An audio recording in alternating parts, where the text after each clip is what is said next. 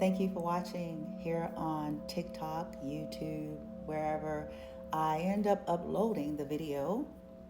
Here at Blooming Light, or it depends on where I upload you.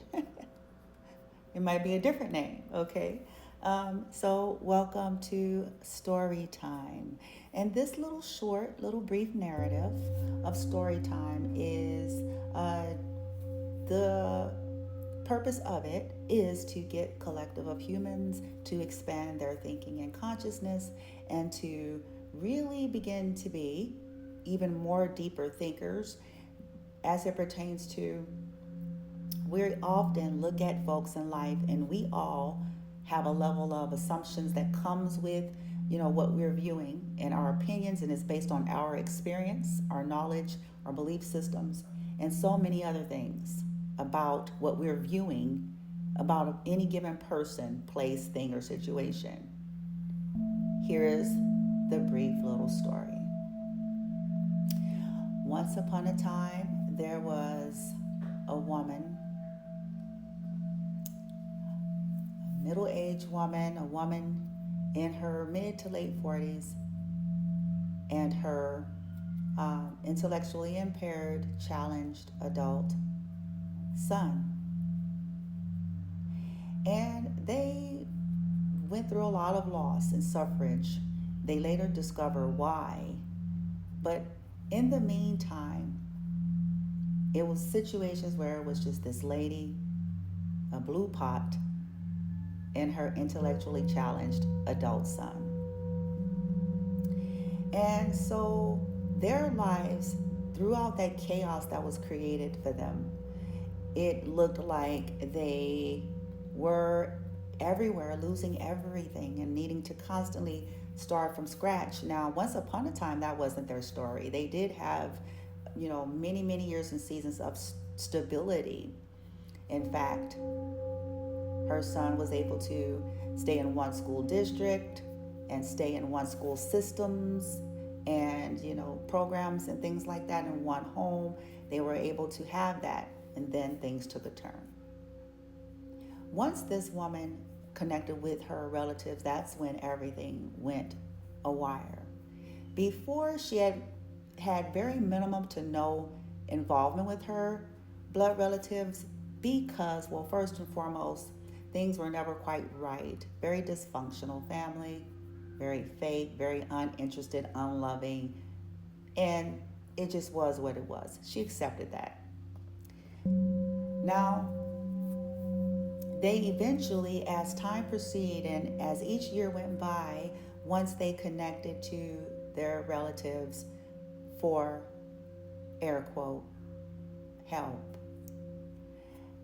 From there, that's really where all the hell began. Okay? And needless to say, they lost so much because of it. Eventually, there's an opportunity that was manifested for them to escape from what seemed to be, no matter what they were doing and where they were at, people were stalking them, people were attacking them, weird things continued to happen to their vehicles and spaces, just one weird experience after the next once they had connected with their relatives, even when they stopped dealing with the relative directly. And so they uproot themselves once again. This is the second time. But this time, it's all alone.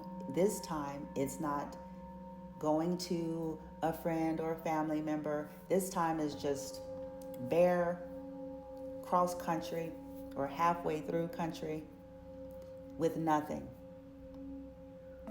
So this woman and her intellectually impaired adult son, in the name of doing this move, they had to let go of everything. At that point, they didn't have their transportation anymore, and also they had very minimum financial means, and so they had to be very creative to go from point A to point B. So they reduced and simplified their life to the bare essentials, and they left behind a whole lot of valuables. They won't do that again. I digress though. They left a whole lot of valuables. They took the bare minimum, and in the most inconvenient, uncomfortable way, they relocated from one side of the country almost to the other side, midway. And along the way, they had to get up and down, back and forth a good 12 plus times, as this was via a bus system.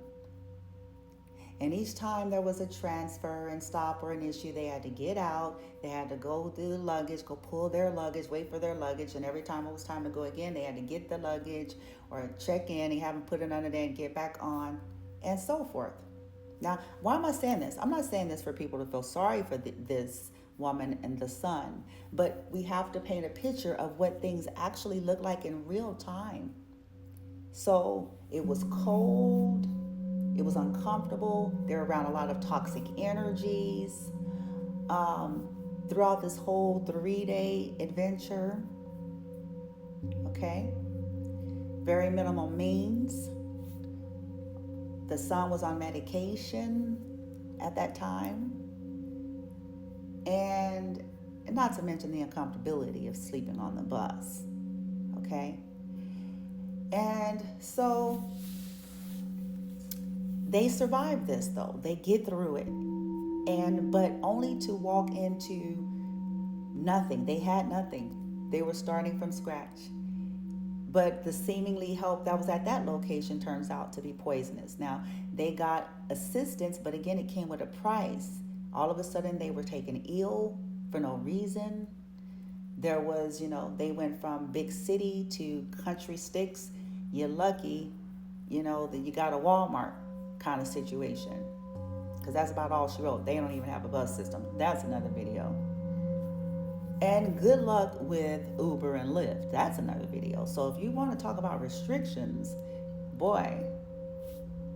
Now, they discovered that this was by design much later.